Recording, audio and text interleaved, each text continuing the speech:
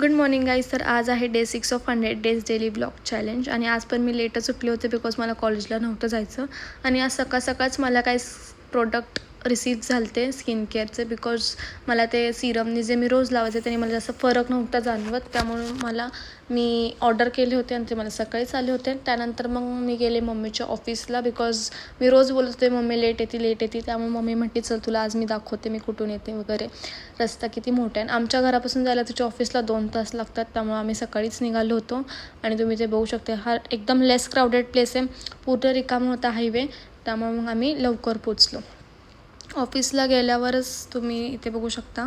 आम्ही जसं ऑफिसला पोचलो तसंच मम्मीचे 2 पेट्स म्हणजे ऑफिसचे 2 पेट्स आहेत ते मम्मीला बघून पूर्ण क्रेझी झाले आणि तिच्याकडे आले. तर आता जो आहे ऑरेंज कलरचा पेट याचं नाव आहे स्टफी आणि पुढे जो येईन त्याचं नाव आहे रॉकी. हे अबनॉर्मल पेट आहेत. ह्यांना मम्मीचे जे ओनर आहेत ते सांभाळतात, त्यांचा सांभाळ करतात. आणि तिथे कॅट पण होती. त्यानंतर इथे पुढे बघा स्टफी येतो आहे. तो तिथे जाऊन बसला होता आणि त्या मम्मीला बघूनच तो एकदम पळत आला. आणि हे बघा मम्मी त्याच्यासोबत खेळते. आणि त्याच्यानंतर मग मला सलूनला पण जायचं होतं त्यामुळे मग मी गेले होते सलूनला. आणि मम्मीला पण जायचं होतं त्यामुळे मम्मी पण आली होती. मला हेअर वॉश करायचं होतं आणि मम्मीला हेअरकट अँड ब्लो ड्राय. मग ती तिचं करत होते आणि मी ते माझं करत होते. तुम्ही ते बघू शकता.